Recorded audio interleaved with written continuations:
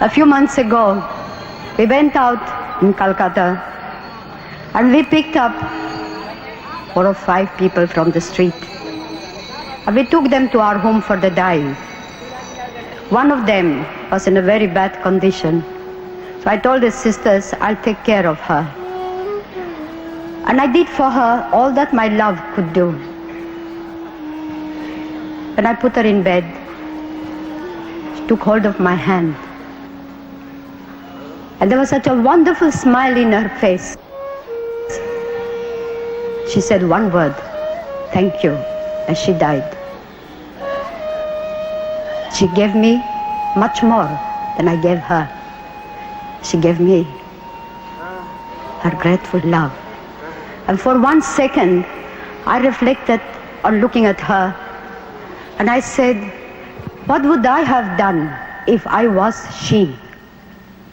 And my answer was, I would have tried to draw some attention to myself. I would have said I'm hungry or I'm cold or I'm dying. But she was so great. She was so beautiful in her giving. The poor are great people.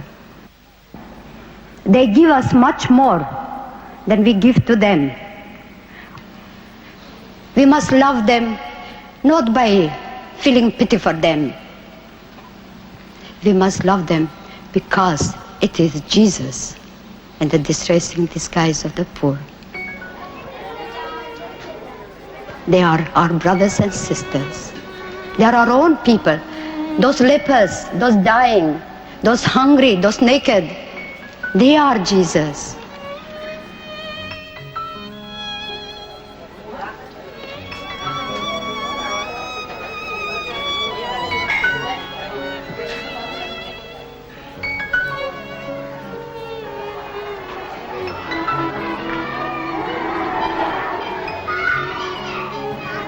That is why I say that our sisters and brothers, the missionaries of charity, are not social workers.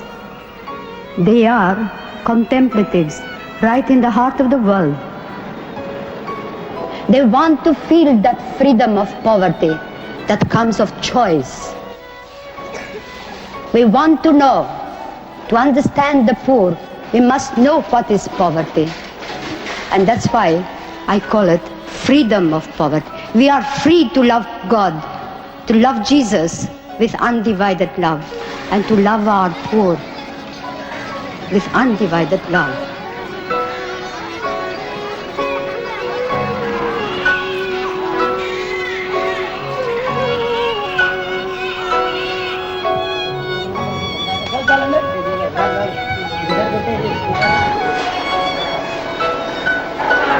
You are my brother, my dear brother, my dear brother.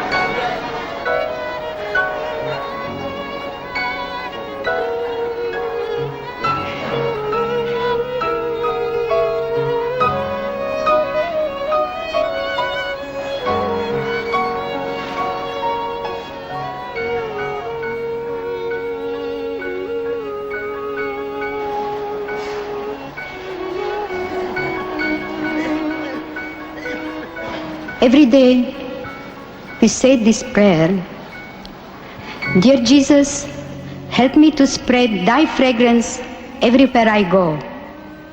Flood my soul with thy spirit and life. Penetrate and possess my whole being so utterly that all my life may only be a radiance of thine. Shine through me and be so in me that every soul I come in contact with may feel thy presence in my soul. Let them look up and see no longer me, but only Jesus.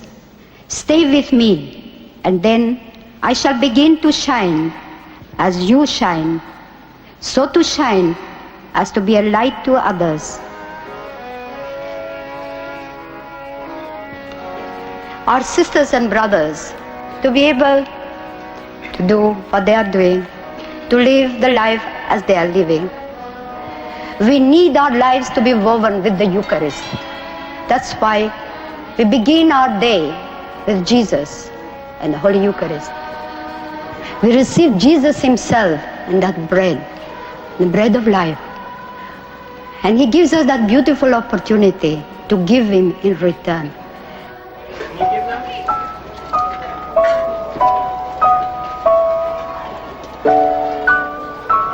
To help us to go to heaven, Christ made it a condition that at the hour of death, you and I, when we come before him, we will be judged on what we have been to the poor. For he said, I was hungry and you gave me to eat. I was hungry not only for bread, but for that understanding love, to be wanted, to be known, to be somebody to somebody. Naked, not only for a piece of cloth, but naked for that human dignity, for that respect. Homelessness, not only for a home made of bricks, but homelessness that comes from that terrible loneliness that our shut-ins, the unwanted, the unloved, go alone on their way. Are we there? Do we know them?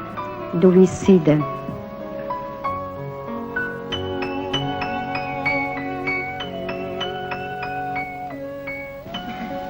I visited a home, one of the best homes in England. Our sisters are there working.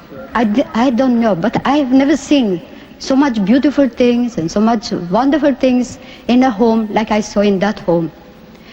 And yet, there was not a single smile on the faces of those people. All these old people, they were all looking towards the door. And I asked the sister in charge, and I said, Sister, why are they like that? Why are they not smiling? I'm so used to see smiles on people's faces, because I think smile generates smiles, just as love generates love. And then she said, this is every day like that. They're always waiting for somebody to come and visit them. The loneliness is eating them up.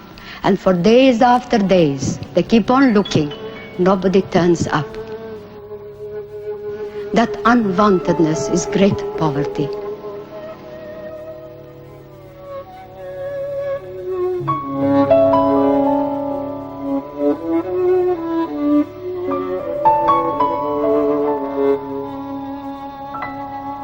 Do we really know our poor?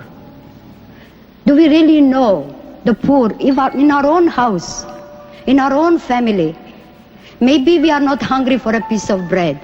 Maybe our children, our husband, our wife are not hungry, are not naked, are not homeless. But are you sure that there is no one there who feels unwanted, unloved? Where are your old father and mother? Where are they?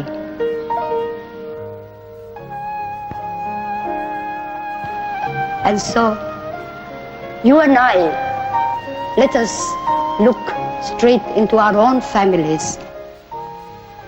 For love begins at home.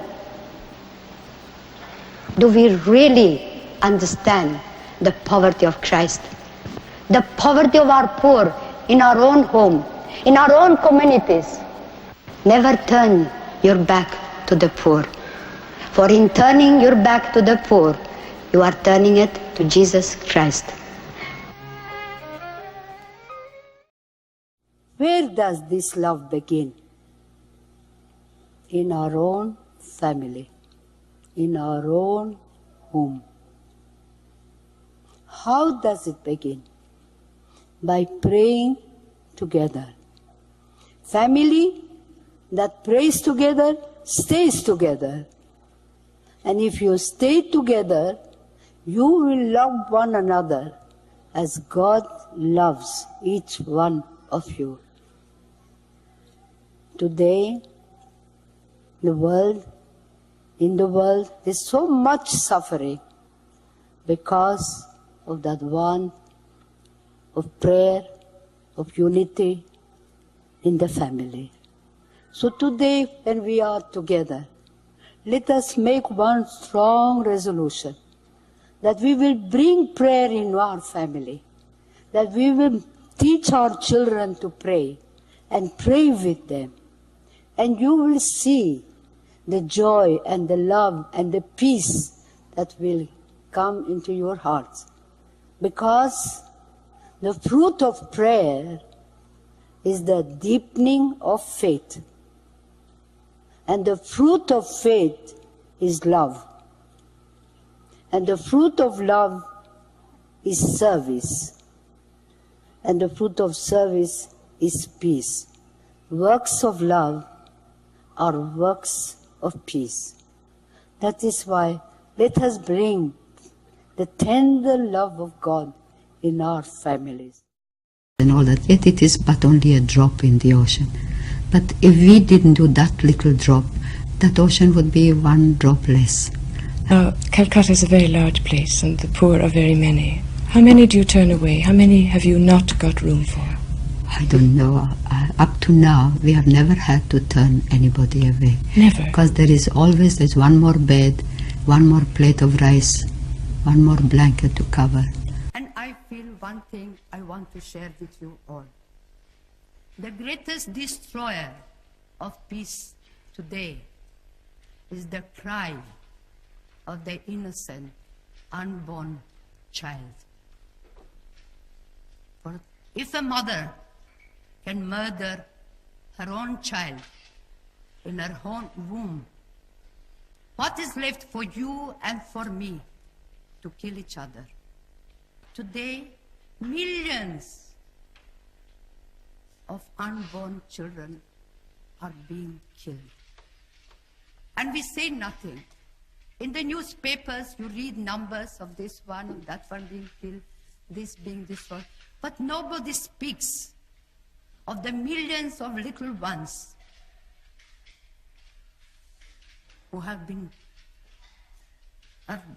conceived with the same life as you and I, with the life of God. And we say nothing. We allow it. To me, the nations who have legalized abortion, they are the poorest nation. They are afraid of little one. They are afraid of the unborn child. And the child must die because they don't want to feed one more child, to educate one more child. The child must die. And what we are doing, we are fighting abortion by adoption. And the good God has blessed the work so beautifully that we are saved thousands of children, and thousands of children have found a home where they are loved, they are wanted, they are cared. We have brought so much joy in the homes that there was not a child.